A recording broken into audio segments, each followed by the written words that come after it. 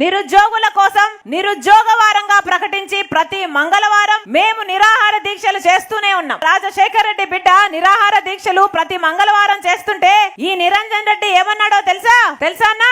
మంగళవారం మరదలు అన్నాడు నన్ను. ఎవర్రా మరదలు? సిగ్గుండాలి కదా. నిరుద్యోగుల కోసం ఉద్యోగాలు ఇవ్వగలిగి నోటిఫికేషన్లు ఇవ్వగలిగి మీరు నోటిఫికేషన్లు ఇవ్వకపోతే ఒక మహిళ ఉండి నేను పోరాటం చేస్తే నీకు మరదలు కనిపిస్తుందా? అధికార మదము నెత్తికెక్కిందా? మెట్టు దెబ్బలు తింటారు, జాగ్రత్త. పరాయి స్త్రీలో ఒక తల్లినో ఒక చెల్లినో చూడలేని సంస్కార హీనుడు ఈ నిరంజన్ రెడ్డికి వీధి మీద ఉన్న వీధి కుక్కకి ఏమైనా తేడా ఉందా? ఏమీ లేదు కదా.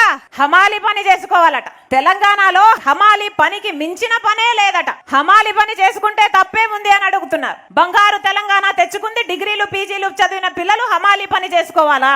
ఇందుకేనా బంగారు తెలంగాణ తెచ్చుకుంది? మరి అంత గొప్పదైతే హమాలి పని ఈయనకెందుకంట్రా మంత్రి శాఖ? ఈయన కూడా రాజీనామా చేసి హమాలి పనే చేసుకోవచ్చు కదా. వరి వేసుకుంటే ఉరే అని ఒక సన్నాసి ముఖ్యమంత్రి అంటే వరి వేసుకోనియకండి అని ఒక ఆదేశాలు జారీ చేశాడు ఈ పెద్ద సన్నాసి నిరంజన్ రెడ్డి. ఈ సన్నాసులకు అసలు పరిపాలన చేతనైందా? రుణమాఫీ చేయడం చేతనైందా? మద్దతు ధర ఇచ్చి పంటను కొనడం చేతనైందా? కనీసం పంట నష్టపోతే పంట నష్టపరిహారం ఇవ్వడం చేతనైందా? మరి వీళ్ళను సన్నాసులు అనక ఏమనాలే?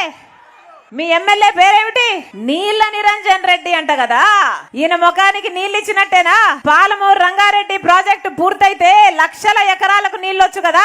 మరి నీళ్లు కావాలే మాకు అని ఎప్పుడైనా అడిగినాడా? మరి కన్నీళ్లు మాత్రమే మిగిల్చిన ఈ మంత్రి ఈ నిరంజన్ రెడ్డికి నీళ్ళ నిరంజన్ రెడ్డి అనాలనా లేకపోతే కన్నీళ్ల నిరంజన్ రెడ్డి అనాలనా? అసలు ఈయన అధికారంలోకి రాకముందు అసలు ఎమ్మెల్యేకి పోటీ చేయడానికే డబ్బులు లేవట కదా.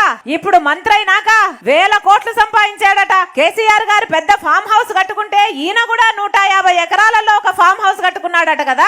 పెద్ద దొర అయిపోయాడట. పేరుకు పెత్తనం ఇస్తే నెత్తంతా గొరిగేసిందట. అసలు ఏ భూములు వదలడట కదా.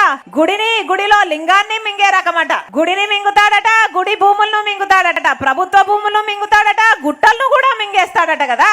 అసలు అన్ని భూములు ఈయనకే కావాలట. చెరువుల పేర్లు చెప్పి 100 కోట్లు మింగేశాడట. ఇక ఈ బకాసుడు ఇంకెంత తినాలే? ఎంత తింటే ఈయన ఆకలి తీరాలే? ఇలాంటి వాళ్ళు నాయకులు. ఈయన మంత్రి. అసలు నోటికి అదుపు ఉందా ఈ నిరంజన్ రెడ్డి నోటికి? మంత్రిని చేశాడు కదా కేసీఆర్ సారు. ఎలా అయ్యాడు మంత్రి?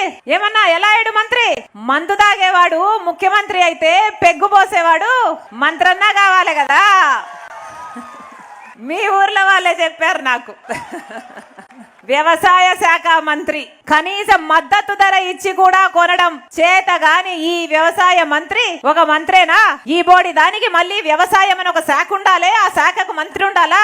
అంతా దండగే కదా. ఎందుకు ఈ మంత్రి ఉన్నట్టు? లైన్లలో పాపం రైతులు ఎరువుల కోసం నిలబడి చచ్చిపోతే ఏమన్నాడు?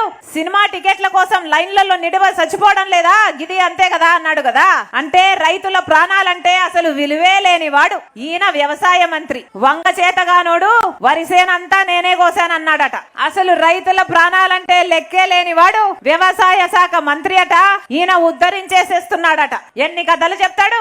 నిరుద్యోగులు పాపం జాబ్ నోటిఫికేషన్లు వేయంటయా, మేము ఉద్యోగాలు కోరుకుంటున్నాము అని అడిగితే ఏమన్నాడు ఈ మంత్రి? హమాలి పని చేసుకోమన్నాడు ఈ మంత్రి. ఇదేనా బంగారు తెలంగాణ?